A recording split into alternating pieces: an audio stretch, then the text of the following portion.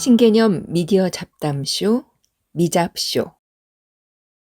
네, 미잡쇼 돌아왔습니다. 더운 여름을 시원하게 해드릴 대우주 스펙타클 기독교 토크쇼 미잡쇼입니다. 반갑습니다. 지난 시간에 새로운 진용을 짜서 여러분께 인사를 드렸는데 오늘도 똑같습니다. 오케이 목사 최규희 목사 오셨습니다. 안녕하세요. NCCK 최규희 목사입니다. 예, 지난 시간에 대기자님도 소개를. 예. MC 새로운 MC. 주님의 영원한 서리 집사 변상욱 기자입니다. 지난 시간에 이어서 오늘도 목사님을 모시는 청빙 과정에서 한국교회는 어떻게 공정할 수 있는가라고 하는 주제를 가지고 이어가도록 하겠습니다. 그래서 오늘도 안녕하십니까. 종로 5가에 있는 연동교회를 섬기고 있는 김주영 목사입니다. 지난번에 뭐 얘기 한참 나누다가 미국 장로교회와 한국 장로교회 이제 청빙에 관한 비교가 조금 나올 듯 했는데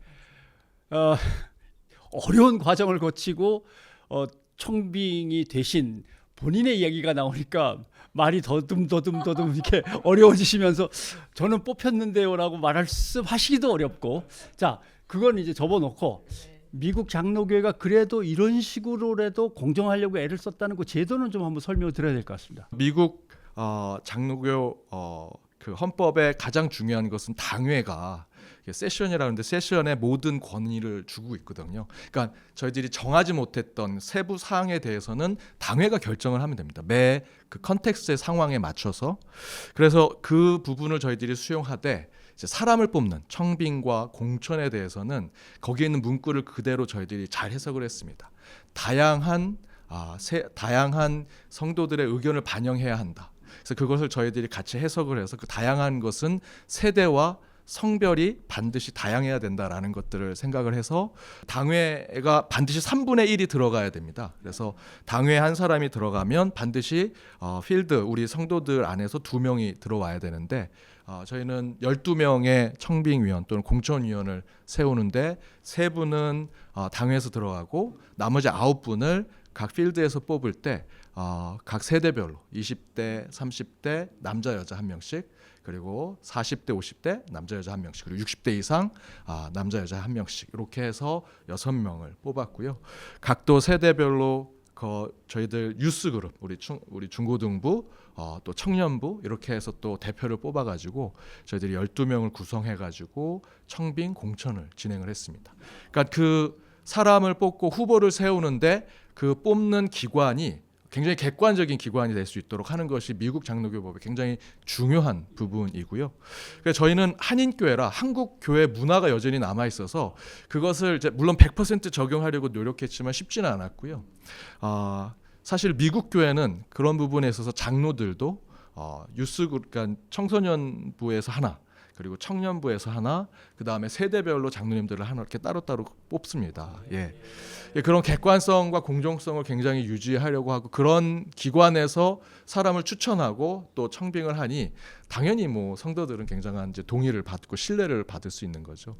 그런 기반이 있습니다. 청빙위원회를 어떻게 구성하느냐 그거에 따라서 실은 이게 정말 교인들의 의견이 이렇게 들어갈 수 있는, 좀 반영될 수 있는 창구가 이제 정말 이렇게 확보가 되어 있느냐, 이 부분이 정말 중요한 것 같네요. 그러니까 사실은 이사회가 있으면 이사회가 모든 것을 결정을 하게 됐지만 이사회 내 각 분과별 위원회라든가 아니면 기구라고 할까요? 뭐 청년 기구, 여성 기구 이렇게 뭐 등등 기구가 있으면 그 기구에 각각의 독자성이나 자율성도 다 인정받고 해서 어떤 민주적인 시스템이 쫙 갖춰지고 운영이 되던 교회 같으면 착착착착 되는데 이게 가부장적이거나 아니면은 뭐 당회 중심으로 해서 몇 사람이 다 움직이거나 아니면 어떤 한 목사님이 막 휘둘러 그냥 끌고 나가시거나 안 해본 교회에서는 상당히 이제 어려운 제도입니다. 저희도 개척을 하면서 모든 것을 제로 베이스에서 시작을 했음에도 불구하고 한국교회 문화라는 것을 좀 뼈저리게 느꼈습니다. 지난 시간에 목사님이 연동교회에서 늘 목사님을 청빙하게 되면은 젊은 목사님이 그래도 오셨다고 하는 게 왜 중요하냐면 목사님을 뽑을 때 나이 든 장로님 위주로 뽑으면 안 돼요. 그 목사님하고 같이 수십 년을 함께 할 사람들은 지금 20대, 30대인데 그렇잖아요. 목사님이 40대에 목사님이 오셨으면 한 20년 내지 30년을 함께 할 사람들은 지금 젊은 사람들인데 나이 든 장로님이 우리 구미에 딱 맞는구만 뭐 이러시면서 뽑으면 그래서 그런 의미에서 연동교회가 저는 너무 좋은 사례라고 생각이 들었어요. 당회 구성원분들이 네. 어쨌거나 이 모든 과정을 할 때 이제 그런 마음을 가지고 실은 젊은 목사님을 모셔야 된다. 이것이 일단 기본적인 합의가 있었기 때문에 그렇기 때문에 또 기회가 젊은 목사님들한테 많이 열렸을 것이다. 근데 교회 구조상 좀 어렵습니다. 왜냐하면 이제 공신력 있거나 아니면 공식적인 어떤 기구에서 올라온다라고 할 때 공신력 있는 직함, 공식적인 직함을 가진 사람들은 재직들일 거 아닙니까? 그러면 이제 권사님, 장로님, 안수 집사님. 근데 여기서 청년들은 안수 집사까지 못 가거든요. 나이로 봐서 안수 집사가 되려면 뭐 중년이 돼야 되니까. 그러니까 청년들은 공식적인 직함과 공신력 있는 어떤 기구의 대표로 참여하기가 참 난감해요. 그럼 별도로 이런 거는 청년부를 이렇게 부장이든 아니면 뭐 청년 회장이든 이렇게 들어오게 해줘야겠죠. 그렇죠. 예, 배려를. 그러니까 이제 한국교회 문화나 정서상으로는 말씀하신 대로 직분자가 대표성을 가져야 되기 때문에. 근데 이제 뭐 말씀하신 대로 청년부에서 청년이 이제 가려고 하면 사실 당회가 이제 그런 부분들을 과감하게 결정해 줘야 되고요. 특별히 이제 성별 같은 경우에도 저는 그 부분이 좀 굉장히 중요한 부분인데 한국 교회가 참 이 부분이 좀 깨기가 힘든 부분입니다. 그러니까 젊은 청년의 대표를 뭐 데리고 오는 것은 문제가 없는데 이제 성별을 맞추기 위해서는 이미 장로님 구성 자체가 여성 장로가 많이 없으니까요. 이게 사실 상당히 쉽지 않은 교회 정서라고 할 수 있습니다. 한국 교회 정서. 예.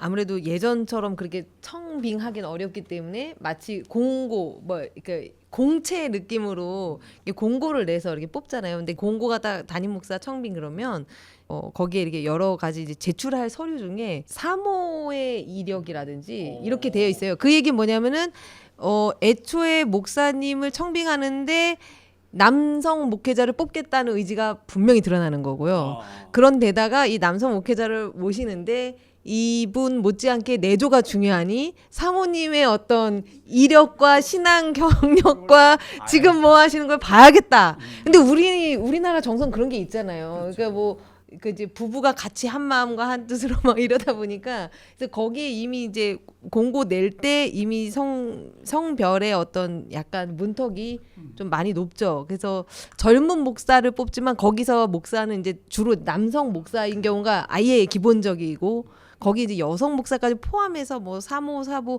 이런 명칭 하나에도 그게 담겨 있는 거죠, 의지가. 그래서 아직은 이제 뭐 큰 교회에 뭐 아주 뭐 여성 목사가 많이 계시거나 이러지 않기 때문에 또 그런 현상이 아직까지는 더군다나 당회에 여성 장로가 있는 경우가 뭐 상당히 많지 드문 않으니까. 경우여서 네. 그러면 여성을 대표할 만한 의견들이 이제 들어갈 채널 자체가 없군요.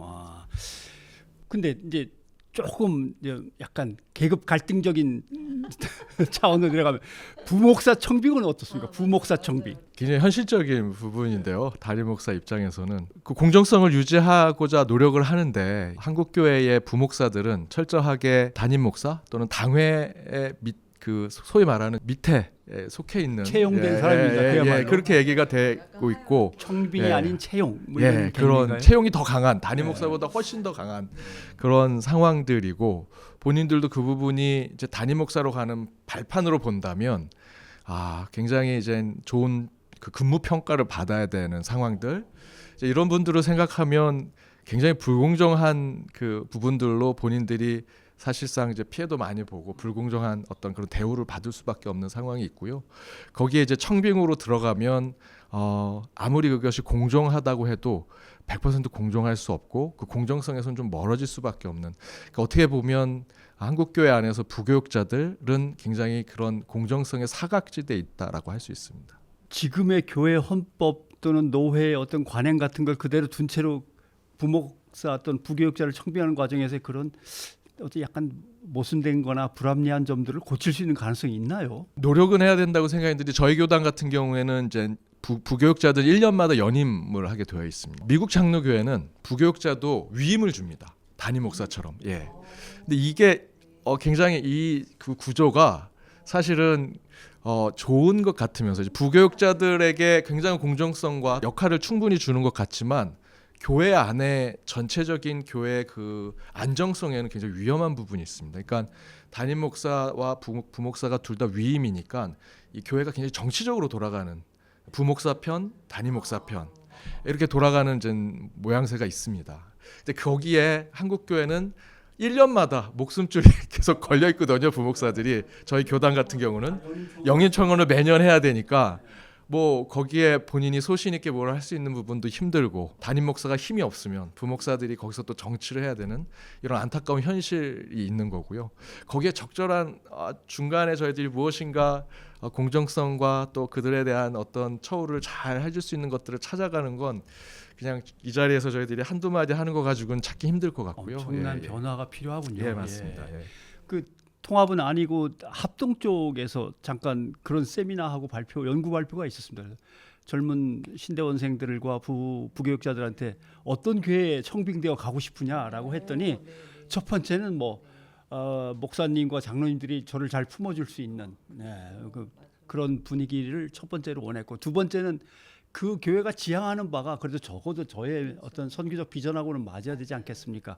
그다음에 봉급 조금 주셨으면 많이 주셨으면 하는 건 처음 문제는 이제 그 밑에, 세 번째로 저 밑에 가 있긴 합니다만, 자, 갈수록 좀 까탈스러운 문제도 좀 한번 좀, 대형 교회가 앉아서 한국에 많이 생기고 하면서 신도들의 스펙도 높아지니까 목사님을 모시는 스펙도 이제 높아집니다. 그러다 보니까 이력서 위주로 해서 스펙을 쫙 보다 보니까 미국에서 유학, 박사학위가 필수다라는 얘기가 이렇게 암묵적으로 좀 있었어요. 그래서 그것 때문에 박사학위는 받아야 된다. 약간 우리 목사님은 박사학위는 있으셔야 돼.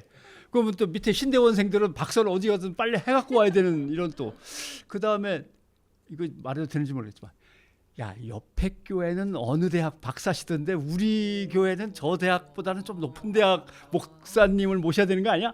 교회끼리 경쟁이 붙으니까 좀 치사한 얘기 같지만 그럴 수도 그런 있겠네요. 것도 있었고, 그러다 보니까 결국 연줄로 사람들을 막 물어서 찾아야 되는 거 아닙니까? 거기서 불공정의 문제가 불거질 수 있으니까 나중에 또 편법이 생기더라고. 목회하시던 분 말고 신학대학에서 아예 모셔와 교수님을. 이러면은 이제 뭐 별 문제가 없을 수도 있고. 그리고 또 그것도 있어요. 이렇게 큰 교회, 소위 큰 교회에서 목회를 해봤냐, 이 경력을 또 중요하게 보시는 분이 있어요. 우리 교회가 이 정도 교회인데, 그 이제 담임 목사님 모시는데 그래도 우리보다 더 큰 교회에서, 그러니까 예를 들면 저 농어촌에서 뭐 5년, 10년 막 이런 분들 뭐 찾아서 모시거나 이런 사례는 진짜 거의 없다고 보고, 그래서 약간 이제 아예 대형 교회 위주로 이렇게 부교역자 이렇게 생활을 하는 분들도 있죠. 그런 약간의 기대감을 갖고. 근데 이거 뭐 사실은 획일적으로 얘기할 수가 없습니다. 이렇게 구역을 지을 수 없는데 케이스 바이 케이스인데, 진짜 청빙할 때 어떤 스펙을 봐야 됩니까? 정말 쉽지 않은데 그냥 제 상황을 뭐 다른 분들은 뭐 어떻게 하시는지는 제가 그걸 말한다는 건 뭐 맞지 않은 것 같고요. 제가 신학대학원을 졸업해서 전임 사역을 나갈 때 이제 하나 대형 교회, 뭐 이름만 되면 너무나 잘하는 대형 교회를 지원을 했고요. 그리고 이제 다른 한 곳은 물론 그 교회도 뭐 결코 작지 않은 교회지만 그렇게 두 교회를 지원했습니다. 근데 그 대형 교회에서 이제 제가 면접을 보고 저희한테 이제 전화가 왔습니다. 먼저 전화가 왔는데 저한테 우리 김주영 전도사를 쓰기로 했으니까 토요일까지 양복을 입고 오라고 하는 얘기를 들었습니다. 근데 제가 저를 쓴다라고 하는 표현에 제가 여전히 낭만에 빠져 있어서 야, 이걸 뭐 나를 기계로 생각하나 해서 그 대형 교회에 제가 청빙 그 전임 사역하는 거를 제가 이제 거절을 했습니다. 그래서 여기가 이 땡땡 교회인데 지금 안 온다고요? 이렇게 얘기하는 것까지 듣고 내가 거절하길 잘했다 이런 생각을 저는 했었고요. 삼성전자에서 쓴다는데. 다른 교회 이제 진행했던 그 교회는 약간 분쟁이 있던 교회였습니다. 근데 그 교회의 이제 수석 부목사님이 제가 이제 전화를 드렸죠. 이제 뭐 그 교회를 제가 거절했다는 말씀을 안 드리고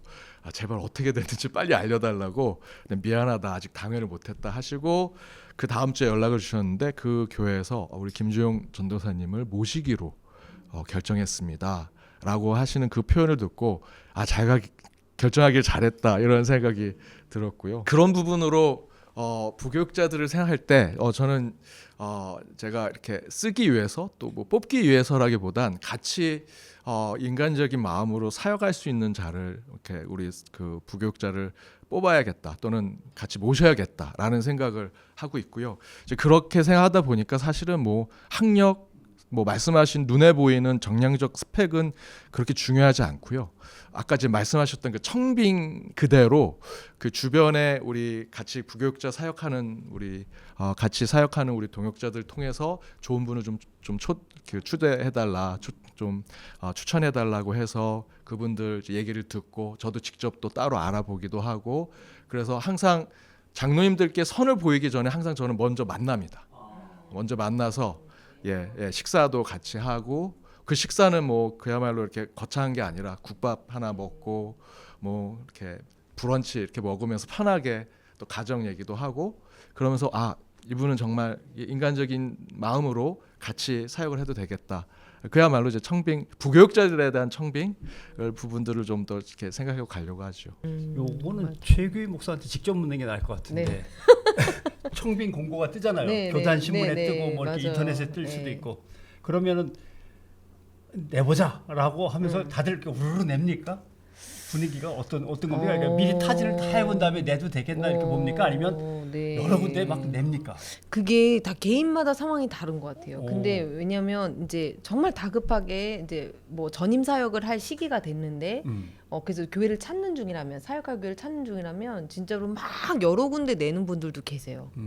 그리고 이제 그렇게 여러 군데 내시는 분들이 이제 나중에 들리는 얘기는 뭐 예를 들어 뭐 진짜 뭐 50군데 이상 냈는데 안 됐다 이런 얘기가 실은 들리기도 해요. 그래서 어떻게 보면은 그렇게 내는 것보다 실은 이제 좀 이게 뭐 추천 이분 너무 좋더라 뭐 이런 추천을 받으면 훨씬 더 뭐 유리하고 이런 면도 있는 것 같고 그리고 이제 예를 들어 그런 이제 사역을 이제 뭐 이게 어느 시점에 어떻게 나가게 되느냐에 따라 달라지는 것 같아요. 그 부분 이제 더 어려운 문제 남았습니다. 청빙에서 이보다 이제 겪어봤으니까 네. 내가 이 교회 청빙을 받아서 와서 목회를 했습니다. 나 갈 테니까 나 붙잡지 마시오 하고 다른 교회로 청빙 받아 갈 때 떠나는 문제, 헤어질 결심의 문제가 이제 남아 있습니다. 헤어질 결심 이거 어떻게? 어떻게? 근데 목사님을 모셔와서 섬기던 입장에서는 언제 들어도 반갑지 않은 소식이거든요. 그 각 목회자 한 사람 그리고 저희 개신교는 또 이제 가정을 또 꾸리고 있기 때문에 자녀들의 상황들 또 아내와 또 남편의 상황들 부부와의 어떤 이런 등등의 여러 가지 복합적 문제가 일단은 그 목회자 내부 안에 있고 또 이제 목회자와 교회의 관계성 여러 가지들을 살펴보면서 뭐 저희들은 이제 항상 여기에 약간 이제 신적인 부분들을 생각하는 게 이제 하나님이 이제 부르셨구나 때가 됐구나라고 하는 무슨 콜링이 이제 저 장로님이 이렇게 얘기하시네 성도들이 나를 보는 눈이 달라졌네라는 느낌에 이제 물론 결정을 하는 것도 있고요. 근데 이제 그런 것들을 이제 떠나서 사실은 그런 상황들이 아주 예를 들어서 한쪽에 기울어진 불공정한 상황으로 이루어지는 것이 아니라면 저는 그런 것들이 자연스럽게 순환되는 부분은 필요하다고 생각이 듭니다. 왜냐하면 교회는 이제 하나님의 교회이기 때문에 언제든 떠날 수 있는 상황 또 새로운 사역지를 갈 수 있는 상황들이 온다면 그런 부분들을 저희들이 생각하고 목회자를 모시고 또 목회자는 그 사역 그런 섬기는 교회에 대해서 늘 겸손한 마음을 가질 필요가 있고요. 물론 이제 저희 교단은 이제 위임 제도라고 하는 마치 이제 결혼을 한 것처럼 하는 부분이 있어서 위임한 목사님들은 이제 그 부분에 대해서 굉장히 좀 부담감을 갖고 있는 건 사실입니다. 근데 그 부분을 또 그게 뭐 인간이 만든 제도니까 언제든 하나님의 뜻하신 부분이 있다면 조정해야 될 부분은 있죠. 평신도의 입장에서 왜 이런 말씀을 드리냐면 그래서 목사님이 결국은 뭐 조금 이렇게 갈등을 빚다가 떠나셨어. 새로운 좋은 목사님이 오셨어. 그래도 뭔가 뒤통수를 맞았다는 그 아픔은 오래 남아 있는데 이게 어느 한 교회 문제가 아니라 상당수 교회에서 동시다발적으로 벌어지는 문제이기 때문에 한국교회 교인들의 마음속에는 항상 그 트라우마가 조금씩 남아 있거든요. 저는 그런 게 있더라고요. 이게 아름답게 헤어지는 게 모든 인간관계에서 되게 중요한데 특히 교회와 교회 공동체와 이 목회자도 이제 뭐 정말 이렇게 죽음이 갈라놓을 때까지 이럴 수도 있지만 근데 정말 이렇게 아름답게 잘 헤어져야 되는 것도 되게 중요한 건데 실은 우리가 그런 생각 별로 많이 안 해요. 준비도 많이 못 하고 평상시에 좀 그런 왜냐면 얘기를 해야 되는데 평신도 입장에서 서운하다고 저는 생각을 하고 있었는데 친한 선후배 목회자들이 옮길 때 상황을 보니까 대개는 서운합니다라고 얘기를 안 해요. 교인들은. 진작 얘기라도 해주셨으면 뭐 이렇게 서운하진 않은데 이러는 그러죠. 그럼 언제부터 얘기를 해야 되느냐. 얘기를 할 수가 없어요. 그래. 나 지금 떠나려고 고민하는데 막 이럴 수가 없어요. 서류를 그러니까 냈습니다도 얘기할 수 없고. 항상 결정이 된 후에 말을 할 수밖에 없어요. 근데- 그러다 보니까 서운하신 거예요. 근데 얘기했는데 안 됐어 막. 그러면 남아있기도. 미국에 개척했던 교회 나올 때 사실은 전혀 얘기 안 했거든요. 그리고 나서 이제 그 교회 제가 이제 결정되고 말씀드렸어요. 뭐 교회가 사실은 막 난리가 났죠.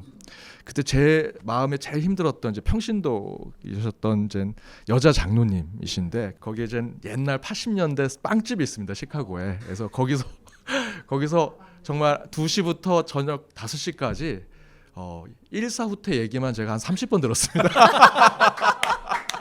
그렇게 그분들하고 거의 4년을 제가 그 한 달에 한 번씩 사랑방 모임을 이제 가졌는데 그분들께 이제 제가 떠난다는 말씀을 드렸더니 이분들이 막 화를 내시더라고요. 다른 분들은 뭐 말씀하셨던 대로 서운하다, 뭐 좀 조금 일찍 좀 힌트를 주시지 왜 지금 이렇게 하셨는데 그분들은 그 자리에서 저한테 막 뭐라고 하시고 손자 같아서 내가 이렇게 잘 봐줬는데 뭐 하는 거냐고 막 1시간 동안 제가 계속 이렇게 좀 굉장히 좀 힘든 상황을 겪다가 그 이제 따님 되신 권사님이 계속 좀 이렇게 좀 진정하시라고 하시면서 계속 설명해 주시고 했어요.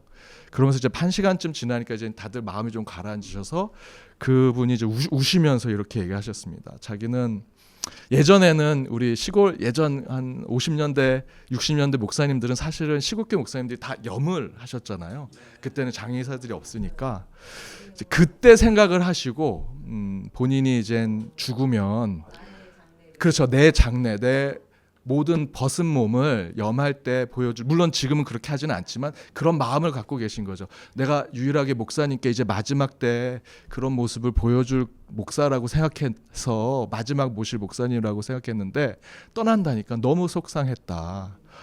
그때 이제 뭐 다 같이 울고 저도 이제 그런 서로 이제 풀어야 될 부분들을 풀어내면서 좀 아름다운 그 이별 뭐 이런 부분들을 하는 부분들이 필요한데요. 그래도 물론 말씀하신 대로 마음은 굉장히 힘들죠. 예.